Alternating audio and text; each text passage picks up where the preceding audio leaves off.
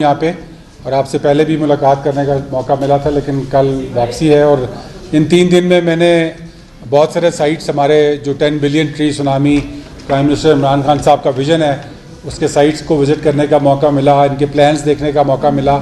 और सबसे बढ़ के आप बलूचिस्तान के लोगों की जो मेहमान नवाजी है उसका मैं शुक्रिया अदा करना चाहता हूँ, जिस मोहब्बत के साथ आप सब लोगों ने यहाँ पे रिसीव किया है।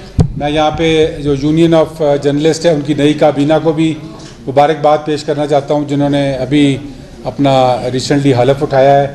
और बलूचिस्तान को मैं मुबारकबाद इस बात की भी देना चाहता हूँ कि कल अल्लाह के फजल से संजरानी साहब जो हैं वो सेनेट के चेयरमैन के तौर पे उन्होंने अपना हलफ उठाया और उनके साथ फाटा के आफरीदी साहब ने हलफ उठाया। और ये मैं समझता हूँ कि हमारी फेडरेशन को मजबूत करने के लिए ये जो 2 सीट्स कल इलेक्ट हुई हैं ये बड़ा अहम किरदार अदा करेंगी। और इमरान खान साहब का भी बड़ा शुक्रिया कि उन्होंने बहुत ज़बरदस्त पैनल एक दिया था फॉर सेनेट चेयरमैनशिप, जिसको कल कामयाबी हासिल हुई है।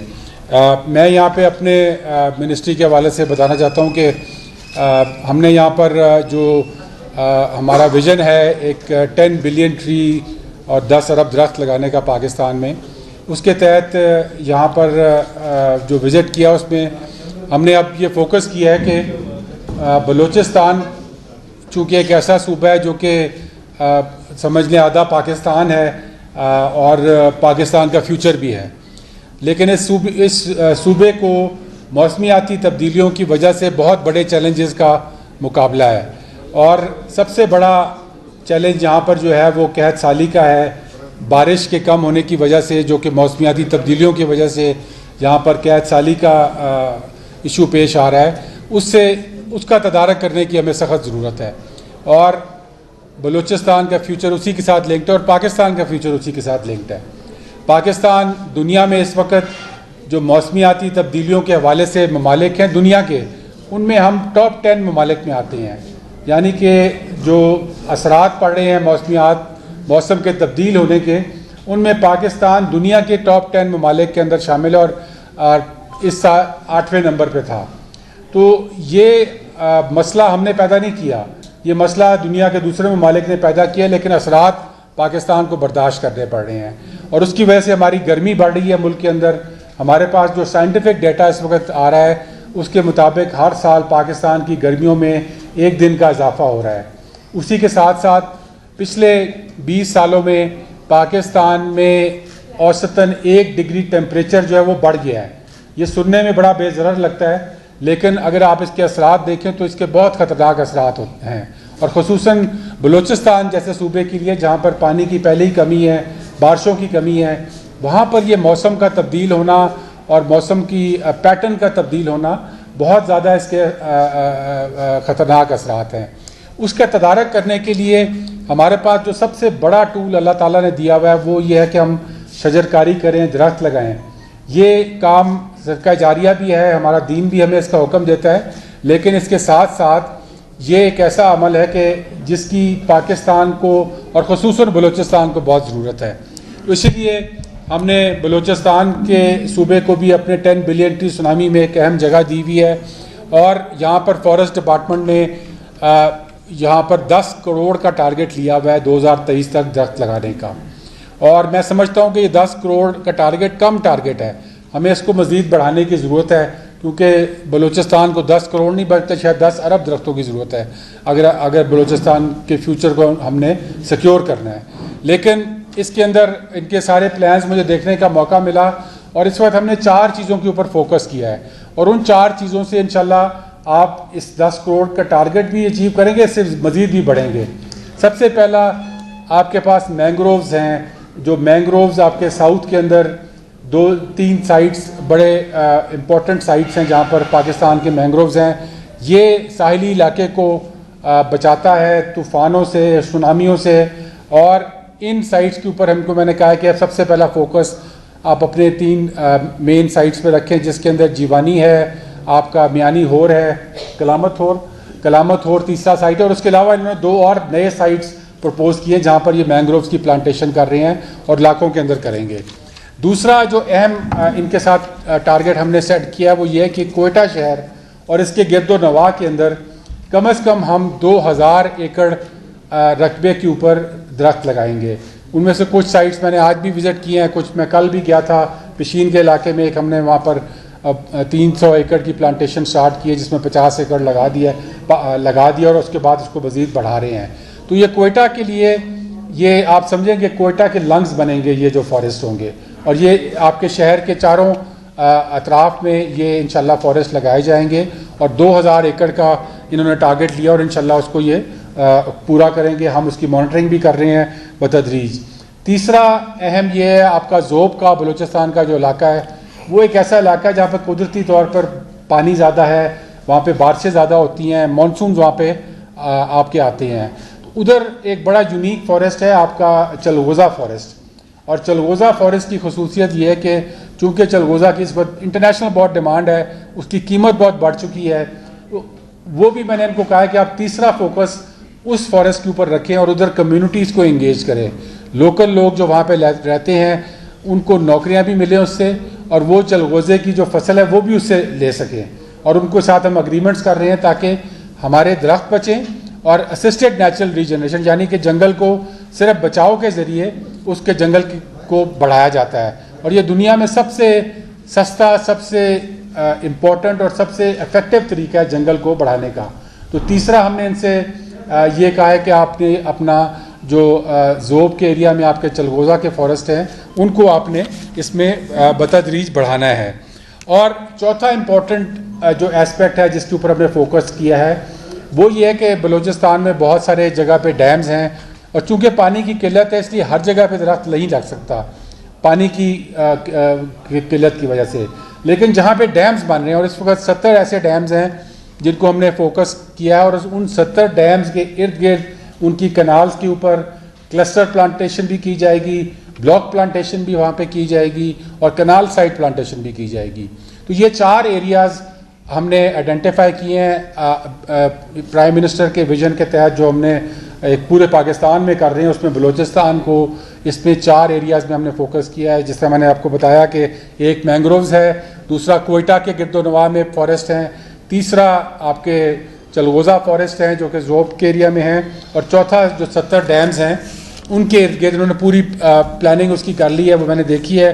और इंशाल्लाह इसको हम इस प्लान के तहत मज़ीद आगे लेके जाएंगे। दूसरा जो मेरा विज़िट था उसमें हमने एक क्लीन ग्रीन इनिशिएटिव, जिसमें हमारी परसों एक नशिस्त भी हुई थी, जो कि पूरे पाकिस्तान में अब इस वक्त चल रहा है, और उसके अंदर तकरीबन 80 शहर शामिल हैं। तो 80 जो शहर हैं वो सारे प्रोविंसेस में शामिल हैं। तो उसके अंदर बलूचिस्तान ने भी अपनी एंट्री की है, और मैं चीफ मिनिस्टर साहब का बड़ा शुक्रिया अदा करना चाहता हूँ कि उन्होंने 6 शहर बलूचिस्तान के उसमें शामिल किए हैं। ये एक ऐसा विज़न है जिसके ज़रिए जो हमारा सॉलिड वेस्ट मैनेजमेंट, जो कूड़ा करकट है, उसकी प्रॉपर तरीके से मैनेजमेंट का सिस्टम, लिक्विड वेस्ट मैनेजमेंट, जो कि यहाँ पे बलूचिस्तान में बहुत अहम इशू है। और यहाँ पर मुझे पता लगा कि एक प्लांट लगा हुआ है लेकिन वो चल नहीं रहा। तो इसके लिए मैं सीएम साहब से मुलाकात भी करूँगा, और गवर्नर साहब से कल मुलाकात हुई, उसमें भी उनसे बात हुई कि उस प्लांट को फ़ौरन चलाया जाए, ताकि उसके पानी को आप, जहाँ पर आपकी पानी की किल्लत है वहाँ पर आप अपने वेस्ट वाटर को ट्रीट कर सकते हैं उस प्लांट के ज़रिए, और फिर उस ट्रीटेबल पानी से आप जंगलात लगा सकते हैं। तो इसके दोनों फ़ायदे हैं आपको, एक तो जंगलात में इजाफा करने के लिए, शजरकारी में इजाफा करने के लिए, और दूसरा पानी की किल्लत को दूर करने के लिए आप रिसाइकल्ड वाटर को इस्तेमाल कर सकेंगे। तो ये जो क्लीन ग्रीन इनिशिएटिव है जिसमें 6 शहर शामिल किए गए हैं, कोयटा भी उसमें शामिल है, और ज़ियारत भी उसमें अभी रिसेंटली शामिल किया गया है, बाकी आपके उसमें 4 और शहर हैं, उनको भी इंशाल्लाह यहाँ पर हम इसको फोकस कर रहे हैं। तीसरा हमारा एक प्राइम मिनिस्टर का प्रोटेक्टेड एरिया इनिशिएटिव चल रहा है। उसका मकसद ये है कि जो पाकिस्तान एक यूनिक मुल्क है, अल्लाह ताला की एक ऐसी नेमतें हैं यहाँ पे जो कि दुनिया में शायद किसी मुल्क के पास नहीं है, और वो इसलिए कि पाकिस्तान में 12 इकोलॉजिकल जोन्स हैं। दुनिया के अंदर कोई भी मौसम, कोई भी इकोलॉजिकल जोन जहाँ पे है वो पाकिस्तान में भी मौजूद है। और वजह इसकी यह है कि पाकिस्तान में हम K2 जो कि दुनिया का 2nd हाईएस्ट पॉइंट है वो भी पाकिस्तान में है, और जो सतह समुंदर है वो भी पाकिस्तान को लगती है। तो इसलिए हमारे पास ये यूनिक इकोलॉजिकल जोन है। और बलूचिस्तान की खासियत यह है कि यहाँ पर आपके पास उन 12 में से 4 इकोलॉजिकल जोन्स हैं। तो इनके अंदर आपके जो कुदरती एसेट्स हैं उनको बचाने के लिए हम नेशनल पार्क्स बना रहे हैं। यहाँ पर ऑलरेडी नेशनल पार्क्स कई बने हुए हैं। अभी मैं विज़िट करके आ रहा हूँ हज़ारगंजी नेशनल पार्क से, और मैं समझता हूँ कि ये कुदरत का ख़जाना है और आप लोगों के लिए एक अल्लाह ताला की देन है। इतना करीब शहर से 30 मिनट में आप वहाँ पहुँच जाते हैं, और वो ऐसी जगह है कि वहाँ पर ज़मीन के ऊपर जो बायोडाइवर्सिटी जिसको कहते हैं, कि जो ख़जाने जिसको कहते हैं नेचर के, वो आपके पास चलते हुए आपको ज़मीन पे नज़र आते हैं। और ऐसी जड़ी बूटियाँ हैं जो कि जिनकी बहुत वैल्यू है। तो हज़ारगंजी नेशनल पार्क के लिए भी हम प्राइम मिनिस्टर के इस प्रोग्राम के तहत एक खसूसी फ़ंड दे रहे हैं, ताकि आप उधर एक वर्ल्ड क्लास नेशनल पार्क तामीर कर सकें, वर्ल्ड क्लास फैसिलिटीज़ दे सकें टूरिस्ट के लिए भी और उस एरिया की प्रोटेक्शन के लिए भी।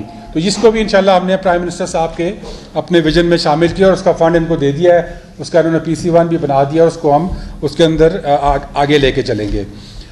इसके अलावा मुझे मौका मिला यहाँ पर एक ज़ियारत में काला चीना एक जगह है, वहाँ पर एक बहुत खूबसूरत फॉरेस्ट का स्कूल इन्होंने अभी तामीर किया है। लेकिन मेरी इसमें प्राइम मिनिस्टर साहब से भी बात हुई है शाम को, और हम चाहते हैं कि ये फॉरेस्ट स्कूल जो है ये एक नेशनल एकेडमी बन जाए।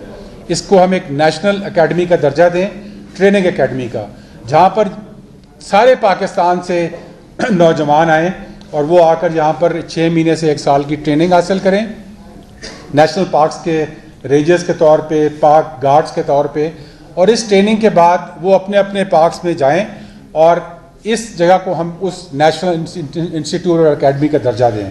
तो इंशाल्लाह उसके लिए मैंने उनको कह दिया है, वो प्रपोज़ल बना के भेज रहे हैं, और इंशाल्लाह मेरी ख्वाहिश है और मैंने प्राइम मिनिस्टर साहब से भी रिक्वेस्ट की है कि वो खुद आकर इसकी इनॉग्रेशन करें और इसको एक नेशनल एकेडमी का हम दर्जा दें। मकसद हमारा ये है कि हम चाहते हैं कि बलूचिस्तान जो पाकिस्तान की तरक्की है, जिस तरह मैंने आपको बताया कि हमारा फ्यूचर है बलूचिस्तान, और इंशाल्लाह हम चाहते हैं कि पाकिस्तान की तरक्की और ख़ुसूसन जो हमारी माहौलियात के अंदर एक फ़ोकस है इस वक्त हुकूमत पाकिस्तान का, हमारे प्राइम मिनिस्टर साहब का फ़ोकस है, और हम चाहते हैं कि बलूचिस्तान उसमें पूरी तरह शरीक हो।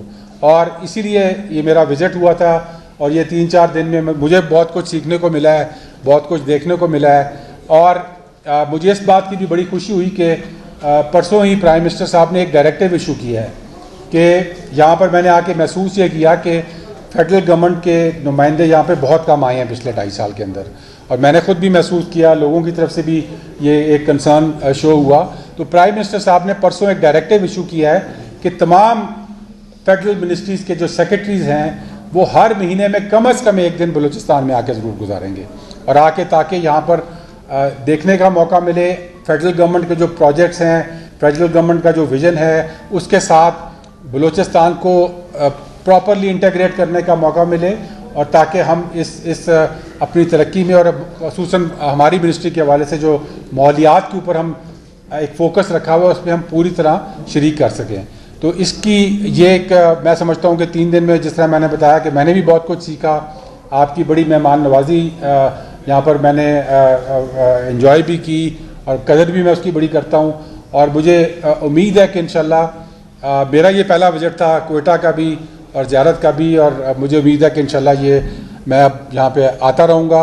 और हमारे जो प्रोजेक्ट्स हैं, हमने कई चीज़ें इनिशिएट की हैं जो कि मुझे यकीन है कि इंशाल्लाह आपके इस माहौल को भी बेहतर करेंगे, और जो कुदरती ख़जाने हैं आपके पास बलूचिस्तान में उसको प्रोटेक्ट करने के लिए, ताकि ये सिर्फ हमारे लिए नहीं बल्कि हमारी फ्यूचर जनरेशन्स जो आनी हैं उनके लिए भी ये ख़जाने हम बचा सकें, और बलूचिस्तान को हम इकोलॉजिकल मैप जो है दुनिया का उसके ऊपर प्रॉपरली लेकर आ सकें।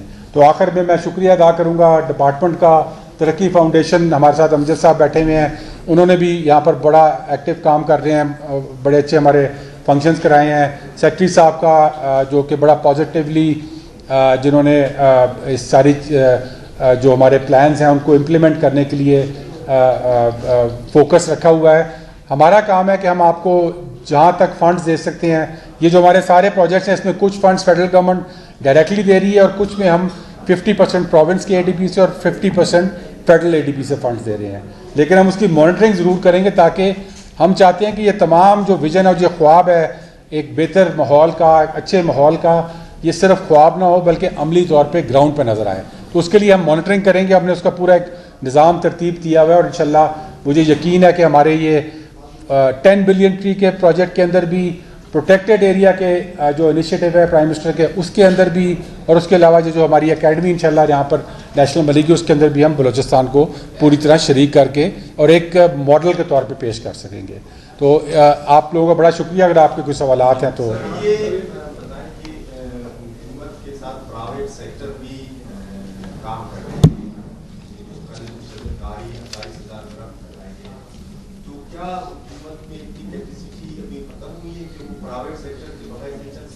देखिए, कल जो वहाँ पे दरख्त लगाए गए वहाँ पे वो एक शराकत हमने उसमें की है।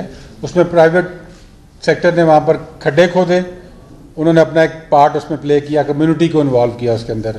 पौधे जो हैं वो डिपार्टमेंट ने दिए हैं और डिपार्टमेंट ही उसकी रखवाली भी करेगा, उसको पानी देगा, 3 साल तक उनको पानी देना होता है। तो ये एक पब्लिक प्राइवेट मॉडल हमारे सारे कामों में पब्लिक प्राइवेट मॉडल सबसे कामयाब मॉडल है, क्योंकि शजरकारी को ले लें, प्रोटेक्टेड एरिया की इनिशिएटिव को ले लें, जब तक आप लोकल कम्युनिटीज़ को, लोकल प्राइवेट सेक्टर को इंगेज नहीं करते, ये सिस्टम चल नहीं सकता, कहीं पे भी नहीं चल सकता। जो हमने केपी में 1 अरब दरख्त लगाए थे, उसके अंदर हमने कम्युनिटीज़ को उसका ओनर भी बनाया, क्योंकि वो उसके स्टेक होल्डर होते हैं। जो लोकल वहाँ पे लोग रहते हैं वो जब तक ओन नहीं करेंगे उस चीज़ को, जब तक हम जो जॉब्स दे रहे हैं उन लोगों को नहीं देंगे, जब तक उनको फ़ायदा नहीं होगा इस चीज़ का, तब तक यह प्रोटेक्शन नहीं हो सकती।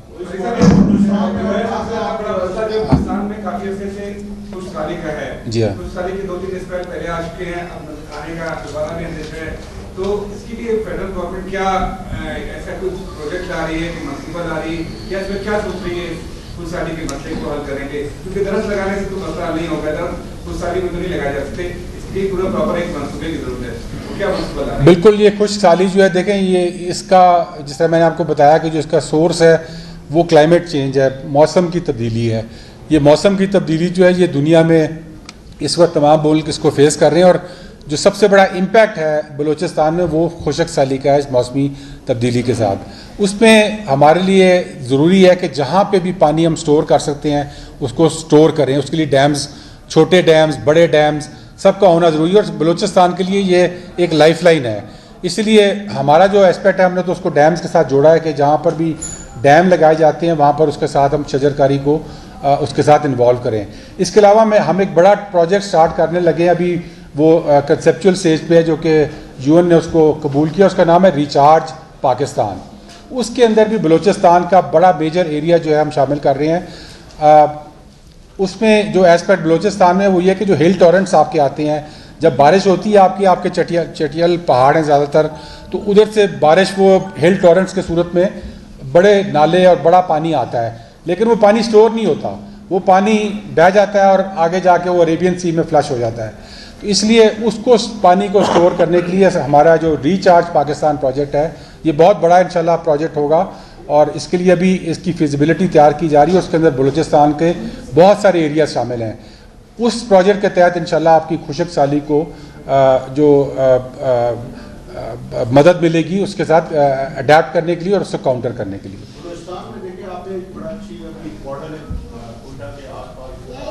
प्राइवेट सेक्टर को इस तरीके से आप इन्वॉल्व कर रहे हैं, क्योंकि गवर्नमेंट साइड पे तो हमने देखा माजी में पिछले गुज़श्ता 15-20 सालों से देखो तो फॉरेस्ट डिपार्टमेंट का उनकी कारकर्दगी है। इस मरतबा थोड़ा सा प्राइवेट सेक्टर को इन्वॉल्व करने से आपकी काफ़ी पता चलता है कि हो रहा है काम।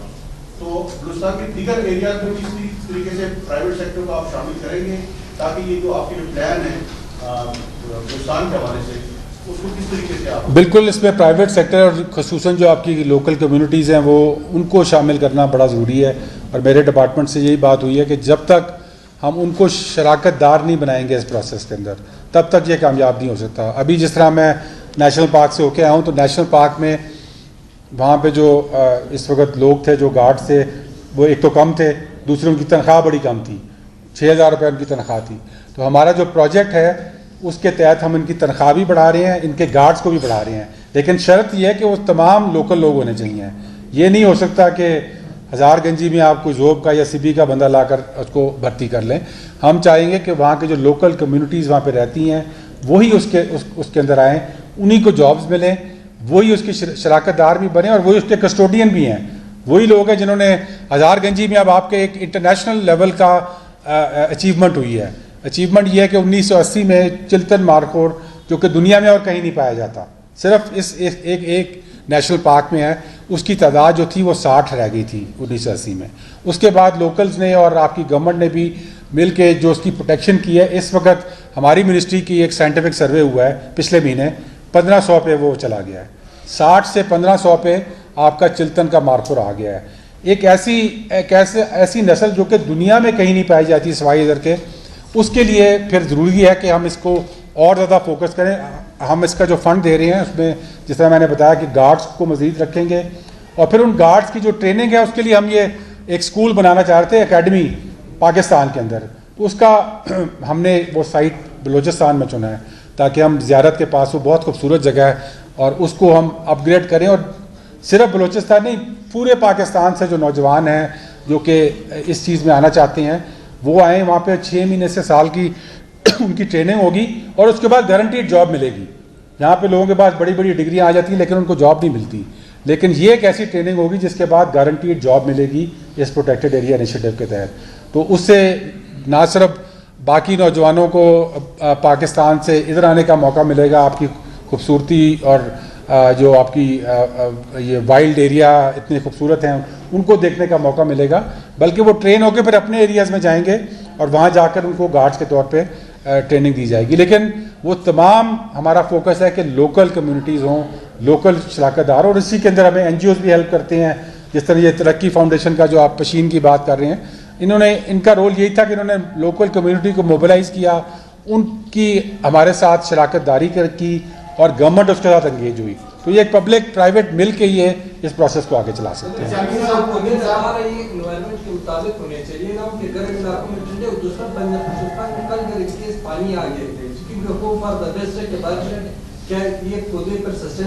बिल्कुल, ये इंडिजिनस पौधे होने चाहिए जी। मैं तो हर जगह पे यही कहता हूँ, और इनके साथ हमने ख़ास डिपार्टमेंट के साथ किया है कि जो और बलूचिस्तान की तो इसमें ये कोई लग्जरी, इसमें चॉइस ही कोई नहीं है। यहाँ पर वो पौधे लग ही नहीं सकते जो बाकी प्रोविंसेस में लगते हैं। जिस तरह KP और पंजाब में तो ये है कि उनकी नर्सरीज जो हैं वो पंजाब की नर्सरीज KP को प्रोवाइड कर देती हैं, KP की पंजाब को, क्योंकि मौसम मिलता जुलता है। यहाँ पे तो ख़ास किस्म के आपके जो बकैन है, जो आज हमने लगाया पौधा, तूत का दरख्त है, ऐसे शना का दरख्त है। ये ऐसे दरख्त हैं जो कि ड्राउट रेजिस्टेंट हैं, यानी कि खुशक साली के अंदर भी एक बार ये पौधा चल जाए तो ये खुशक साली को बर्दाश्त कर लेता है और ये मरता नहीं है। इसलिए आप बाहर से एक्जॉटिक प्लांट्स ला के बलूचिस्तान में कामयाब कर ही नहीं सकते। इसलिए यहाँ पर बहुत ज़रूरी है कि हम उसके साथ उसको रखें। जी, आज़ान हो जाए 2 मिनट।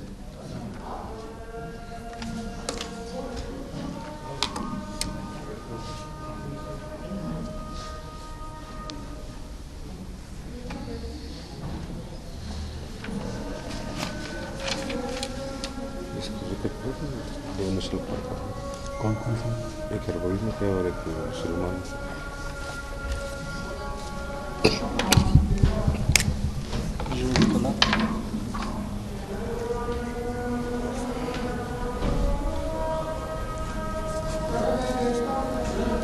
पब्लिक प्राइवेट पार्टनरशिप का सबसे बड़ा मिसाल ये हमारे गेम रिजर्व दूर आ रही है, जैसे बाकी सेंसिबिलिटी ये हमारे साथ भी करते हैं।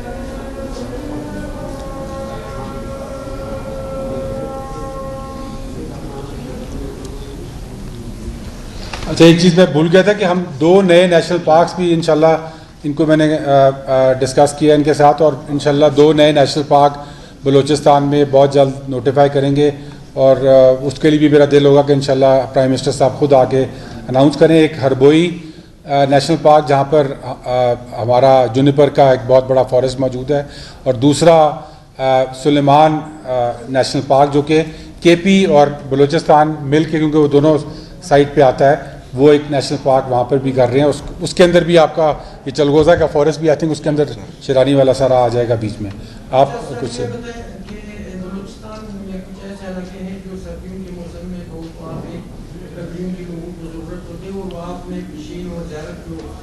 जी वहाँ पे लोगों से जो पुराने ज़्यारत में खड़े उनको काट के लोगों की जगह लेता है जो कुदरती जंगल था। तो अभी आप नए दरख्त लगा रहे हैं, उसके बचाने का भी आपने कुछ सोचा है कि सर्दियों में उसको किस तरह बचाएंगे, क्योंकि कैसे बनेगा? बिल्कुल, ये ज़ियारत का तो एक इंटरनेशनल लेवल का वो एसेट है, और वो पूरे दुनिया का सेकंड लार्जेस्ट जुनिपर फॉरेस्ट है, और हज़ारों साल पुराने दरख्त हैं वो। तो उसके लिए गैस की वहाँ पे प्रोविजन दी गई, लेकिन वहाँ पे मसला ये था कि गैस की पाइपलाइन बिछ गई, लेकिन उसमें प्रेशर नहीं आता, और फिर कुछ उसमें एरिया ऐसे भी हैं जहाँ पर अभी तक गैस की पाइपलाइन नहीं पहुँची। तो ये मैंने वहाँ पे उनका नोट किया, और इंशाल्लाह ये मैं जाके बताऊँगा प्राइम मिनिस्टर साहब को, ताकि वो इस मसले को हल कर सकें। वो एक ऐसा असासा है जो कि हमें बचाने की ज़रूरत है, और वो जो लोकल लोग हैं वो उसके रखवाले हैं, और हज़ारों साल से, अगर 5000 साल से वो दरख्त खड़ा हुआ है, इसीलिए खड़ा हुआ है कि वो लोकल लोग उस दरख्त की अफादियत को समझते हैं। लेकिन कई बार मजबूरी में अगर सर्दी में काटना पड़ जाए तो उसके लिए ऑल्टरनेट फ्यूल उनको ज़रूरी है।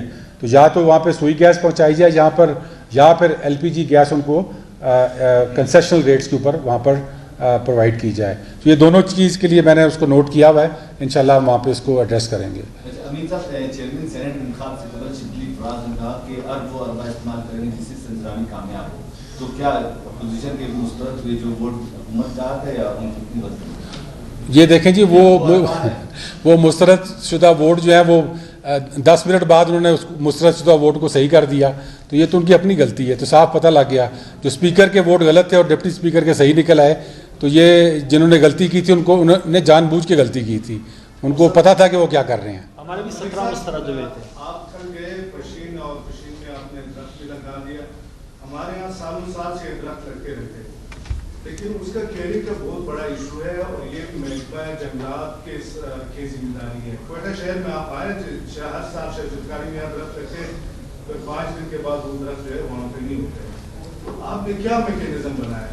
तरक्की फाउंडेशन ने दरख्त लगा दिया, अभी उसके लिए आपने वहाँ ट्यूबवेल का इंतजाम किया है, महकमा जंगलात ने वो जिम्मेदारी ले ली है, वो कब तक वो जिम्मेदारी है? क्या मुकामी लोगों को आपने अपॉइंट कर दिया, क्या आप इस्लामाबाद चले जाएंगे, तरक्की फाउंडेशन वाले अपने दफ्तर चले जाएंगे और खान के? नहीं, ऐसा नहीं होगा। हमारा जो ये प्लान है, इसके में ये सबसे इम्पोर्टेंट फैक्टर है कि सर्वाइवल दरख्त का कितना होता है। मैं आपको अपने KP के मॉडल का बता दूं, वहाँ पे 1 अरब दरख्त इसलिए लगे थे कि उनके हमने 3 साल का सर्वाइवल बीच में डाला हुआ था, और फिर उसकी मॉनिटरिंग, ये वाहिद प्रोजेक्ट है पाकिस्तान की तारीख का जो कि गवर्नमेंट का पैसा है, लेकिन इसकी मॉनिटरिंग प्राइवेट सेक्टर और इंडिपेंडेंट थर्ड पार्टी वेरिफिकेशन होती है। इसके 3 लेवल पे वेरिफिकेशन होती है। एक लेवल हमारा अपना डिपार्टमेंट के अंदर, एक मिनिस्ट्री के अंदर एक हमने यूनिट बनाया हुआ है जो कि इसकी मॉनिटरिंग करता है। उसके बाद यहाँ पर 3 जो बड़े इंटरनेशनल ऑर्गेनाइजेशंस हैं, WWF, FAO और IUCN, उनको हमने इंडिपेंडेंट थर्ड पार्टी मॉनिटरिंग दी हुई है कि जो हम दरख्त लगा रहे हैं उनकी सर्वाइवल आप हमें बताएंगे। अगर सर्वाइवल नहीं होंगे तो हम फिर आगे पैसे नहीं देते उसके। और तीसरी, हम सुपार्को को हमने इंगेज किया है, और सुपार्को सैटेलाइट इमेजरी के ज़रिए जो बड़े आपके ब्लॉक्स हैं उनकी हमें रिपोर्ट हर साल देता है। तो ये इंशाल्लाह एक ऐसा विजन है जिसको हमने सिर्फ एक ख्वाब नहीं दिखाया, बल्कि इस ख्वाब को अमली जामा पहनाने के लिए उसमें पूरे ये सिस्टम डाला हुआ है। अच्छा मलिक साहब, ये बताएं, 10 बिलियन ट्रीज का जो प्रोजेक्ट है ये तो दरख्तों का है, लेकिन इसमें जो जामियात के तलबा है वो इसमें अहम किरदार अदा कर सकते हैं। उनको किस तरह इंगेज किया है, और उन तलबा को जो बाद में डिग्री लेके जाएंगे वो इसमें किस तरह अपॉर्चुनिटीज हासिल करेंगे? ये हम एक तो हमारे बहुत सारे जो मदारिस हैं उनके साथ हमारा MOU भी हो रहा है, ताकि वो अपने तलबा को शामिल करें। इस नेक काम है, ये सदका जारिया है जब तक वो दरख्त ज़िंदा रहता है वो आपको अल्लाह ताला की सनाह करता है और आपको फ़ायदा होता है उस चीज़ का। तो उनको भी हम शामिल कर रहे हैं और उसके साथ साथ जो एक हमारे पास प्रपोज़ल ये भी आया हुआ है कि हम एक्स्ट्रा मार्क्स दें शजरकारी के हवाले से इंटरमीडिएट लेवल पे, उसको भी अब फाइनलाइज कर रहे हैं और इंशाल्लाह वो हो सकता है उसको शामिल कर लें कि एक्स्ट्रा मार्क्स शजरकारी के हवाले से दिए जाएँ। इसके अलावा स्कूल्स को अपने एंगेज किया हुआ है। BHUs को बलूचिस्तान में एक बहुत अच्छा इन्होंने एग्रीमेंट किया है, पब्लिक हेल्थ इंस्टीट्यूट है PPHI के साथ, जिसमें 800 BHU जो बलूचिस्तान के हर जगह पे मौजूद हैं, उन 800 BHUs को पौधे ये देते हैं और उसको पानी और उसकी रखवाली वो BHUs करते हैं। तो उन 800 के ऊपर भी इसी हमारे प्लान में शामिल है, वहाँ पर भी दरख्त लगाए जा रहे हैं। Thank you. आखिरी सवाल।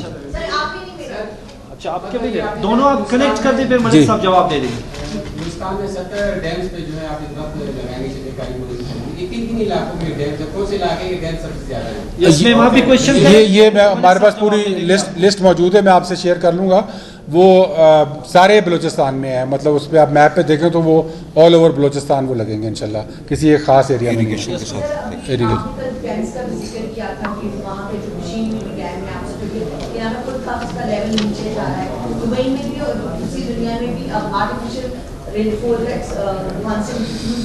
इतना महंगा और इतना मुश्किल नहीं है। क्या आपकी फेडरल गवर्नमेंट उनके साथ मदद कर रही है कि प्राइवेट पार्टनरशिप में काम कर रहे हैं? नंबर 2 आज कनेक्ट, आपने खुद कहा कि private public partnership is always very productive और वो रिजल्ट देती है, लेकिन bureaucracy is one of the handicap जो हमने हमेशा ब्यूरोक्रेसी जो सिंध में स्टडी की है। तो जो दोनों की रिजर्वेशंस होंगी, to have to have some mechanism in place कि दोनों के दरमियान की जो टीरिंग प्रॉब्लम्स आएंगी उसको आप इस तरह रिजॉल्व करेंगे। और सस्टेनेबिलिटी का अभी तक आपने कोई ब्लूप्रिंट नहीं दिया है कि आप सस्टेनेबिलिटी का एक्चुअली ब्लूप्रिंट है क्या? आप कह रहे हैं हम सर्वाइवल पे काम करेंगे, लेकिन उसका ब्लूप्रिंट पता तो होना चाहिए। हाँ, उसका ब्लूप्रिंट ये जी कि हमारे ये तमाम जो मैं आपको प्रोजेक्ट्स बता रहा हूँ, ये सब ब्लूप्रिंट उसका PC1 होता है। और PC1 में हमने सिर्फ पौधा लगाने के पैसे नहीं दे रहे, पौधा लगा के उसको 3 साल रखवाली के वाटरिंग के पैसे भी दे रहे हैं। मैं आपको सिर्फ ये बताना चाहता हूँ कि जो पौधा लगाने की कॉस्ट है वो हमारे एवरेज कॉस्ट हमारे जो 10 बिलियन ट्री का प्रोजेक्ट है वो 35 रुपए की है, यानी कि पौधा प्लस 3 साल की उसकी वाटरिंग। लेकिन उसमें सबसे कम कॉस्ट जो है वो मैंग्रोव्स की है, वो 5-6 रुपये आती है, क्योंकि वहाँ पे पानी जो है वो समुंदर देता है उसको, पौधा सिर्फ आप लगाते हैं। सबसे ज़्यादा कॉस्ट जो है वो बलूचिस्तान की है, क्योंकि यहाँ पर मैंने खुद देखा है कि पानी लगाना सबसे अहम सबसे मुश्किल मसला है। यहाँ पर टैंकर्स के ज़रिए सोलर पंप लगा के डैमों से मतलब पानी लगाना, क्योंकि बारिश कम है इसलिए वो पानी उसको देना वाकई बहुत महंगा काम है। लेकिन हमने वो कॉस्ट फैक्टर इन की हुई है और वही ब्लूप्रिंट है उसका। दूसरी आपने बात की आर्टिफिशियल रेन की कि मसनूई बारिश कराई जाए, वो मसनूई बारिश के कुछ तजर्बे हुए हैं दुबई में, वो हमारे पास भी वो कंपनीज आई हुई हैं, रशिया की एक कंपनी आई हुई है। उसमें सिर्फ प्रॉब्लम ये कि हम उसकी स्टडी कर रहे हैं, क्योंकि जब आप नेचर के साथ टिंकर करते हैं, जब आप कुदरत के साथ जाके एक गैर कुदरती तरीके से उसके अंदर आप शामिल होते हैं, तो दुबई में भी आपको मैं बताता हूँ क्या हुआ कि वहाँ पे उन्होंने आर्टिफिशियल रेन 2 साल की, तीसरे साल वहाँ पे इतना बड़ा फ्लड आया जो कि अर्बन फ्लड था, क्योंकि उन्होंने जाके बारिश तो शुरू कर दी, बंद वो नहीं कर सके। फिर वो ऐसी एक सिस्टम हुआ कि वो ज़रूरत से बहुत ज़्यादा बारिश हो गई वहाँ पे। तो वो उस तरह का डिज़ास्टर हम नहीं चाहते पाकिस्तान में। हम चाहते हैं कि हम इस प्रोसेस को स्टडी करें और अगर कामयाब हुआ तो सबसे पहले इंशाल्लाह वो बलूचिस्तान में होगा। थैंक यू तमाम साथियों का बहुत बहुत शुक्रिया। मैं वो हम बीच में खड़े हुए हैं उनके सर जाएंगे वहाँ पे यूनियन ऑफ जर्नलिस्ट के